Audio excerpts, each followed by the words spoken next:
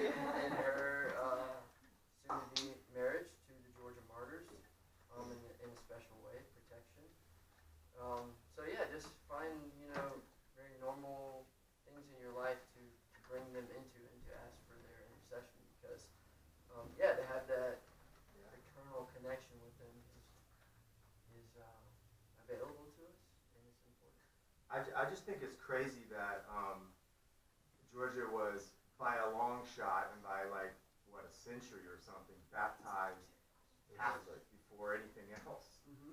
It's, Yeah, I mean, the oldest known location of a church on this soil. Full on. Yeah, Catholic. right here in, the Bible Belt, back in our backyard. Not Calvinism. In the 16th century, it's really. Oh, thanks, Not Baptist. No, I'm just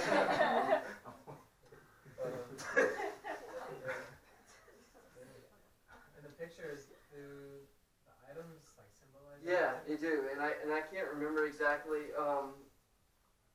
what they mean. It's on the website. I didn't get it for this presentation. But that's a good question. GeorgiaMartyrs.org. Yeah, it's on the prayer card. But yeah, they all have meanings, and I can't remember. Who commissioned this work?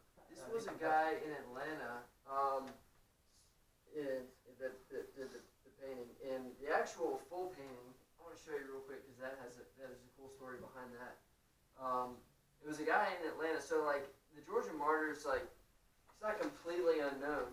Our bishop in 1980 opened the cause for canonization, received it from the Franciscans, and began this process of getting kind of this going.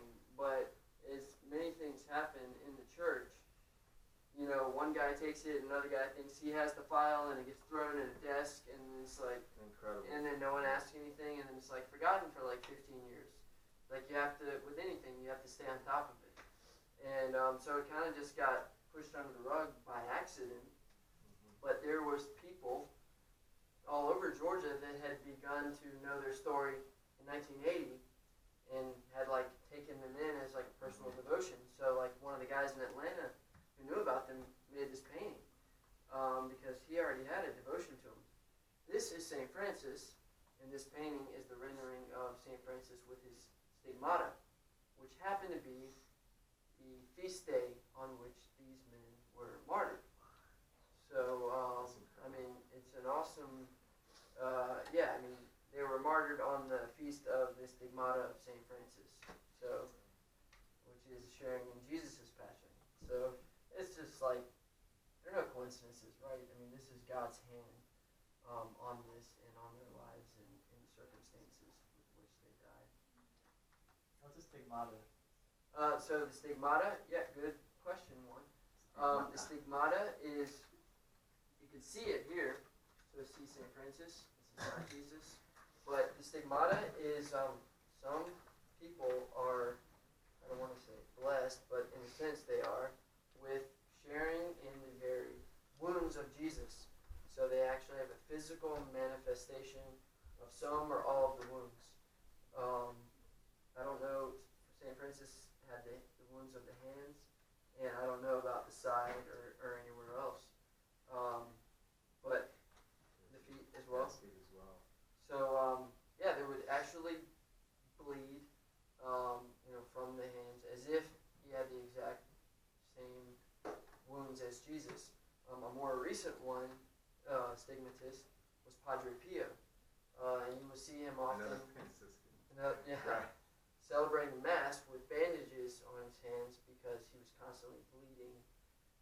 It wasn't profusely all the time, but whenever it would happen, I don't know how that works. But Padre Pio would be celebrating Mass, and you'd see him with white bandages and blood-drenched rags. That's wounds.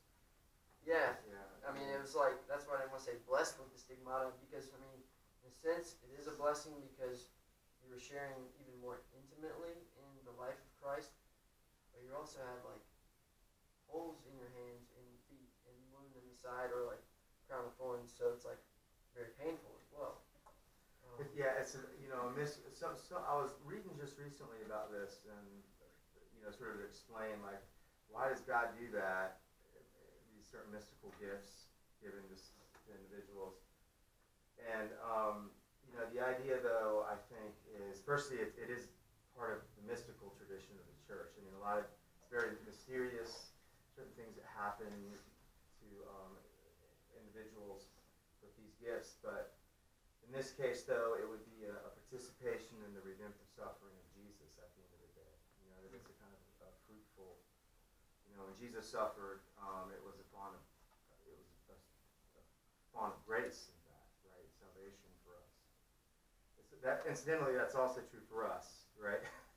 Our suffering is redemptive as well, but in a special sense. This was just going to show Padre Pio because we Yeah. actually had pictures of him. St. Francis put on these pictures. This guy was awesome. I have never met more people who had more powerful stories in their devotion to any other saint than Padre Pio. I'm just going to say that up front. Powerful guy. Padre Pio died in 70s or Yeah. mid-70s, 68. So, I mean, yeah, he's, there's pictures of him with the stigmata and just, yeah, I mean, I couldn't do that with my brain this a morning. holy man. Because I have von Willebrand's and I couldn't do that. Stigmata. Stigmata, yeah, I couldn't do that. Because I probably would. I think Anyway. it's interesting how these martyrs, they never experienced the marriage between, like a man and wife. They experienced a marriage through the church, but they were still willing to die for the idea of Think about how many Yeah. times things hinged on the truth of marriage. Henry VIII wanted to get an annulment, divorce from Catherine of Aragon, though it was a valid marriage. Pope said no. Boom, broke all communion from Rome, founded the Anglican Church. Now the King of England is the head of the church. I mean, like, what? John the Baptist, these guys, marriage is clearly, at the center. Marriage is going to save the world. The destiny of humanity will pass through marriage and the family. John Paul II. Pat, what's your, favorite, theology or teaching or truth, like theology of the body, Eucharist, just something like what are your passion? I know it's a question. Okay. Yeah, what you're passionate about, or like something that you feel like really convicted to talk about. Convicted to talk about, passionate, Blessed Mother, and Our Lady of Fatima in particular, who also said that the final battle will be over marriage. Mic drop. Our Lady of Fatima. The thing about Marian apparitions, can I just get a feel for who's Catholic here? I'm not trying to out anyone, but who's not Catholic here? Okay. So just so I know if I have to explain something extra like stigmata, like it's a word that if you're not Catholic, it may or may not mean something to you. But Marian apparitions are times throughout history when Our Lady has appeared to individuals to basically tell them to wake up and pay attention to the gospel. I mean, every Marian apparition, she's not giving any new teaching, any new revelation in a sense, but there's an aspect of the gospel that you in the culture are missing right now. And unless you repent and believe in the gospel, you're headed for disaster. So it's just like the mother's wake-up call to God's children who always try to run away, like we do. And at different times we try to run away in different ways. And so Our Lady of Fatima was the apparitions to 3 shepherd children in Fatima, Portugal in 1917. And it was over 17 or 14. Anyway, it was 6 apparitions to the children, giving them visions of hell, giving them visions of